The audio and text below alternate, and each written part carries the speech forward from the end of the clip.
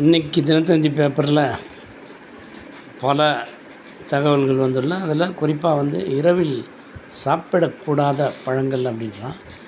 பகல் நேரத்தில் சாப்பிட்லான்றான். இரவு நேரங்களில் ஏன் சாப்பிடக்கூடாதுன்றதுக்கு காரணம் கோரா என்ற வலைத்தளத்தில் ருசிக்கிற பதில் வந்துக்குதுன்றான். அது என்னன்னா, அன்னாச்சி பழம், ஆரஞ்சு பழம், தர்பூசணி பழம், திராட்சை பழம், வாழைப்பழம், இந்த 5 வகையான பழங்களை சாப்பிடக்கூடாதுன்னு சொல்கிறாங்க. சாப்பிடக்கூடாதுன்றதுக்கு பல காரணங்கள் உள்ளது. தான் சொல்லிட்டேன், ருசிக்கிற பதில் கோரான்ற வலைத்தளத்தில் இருக்குது.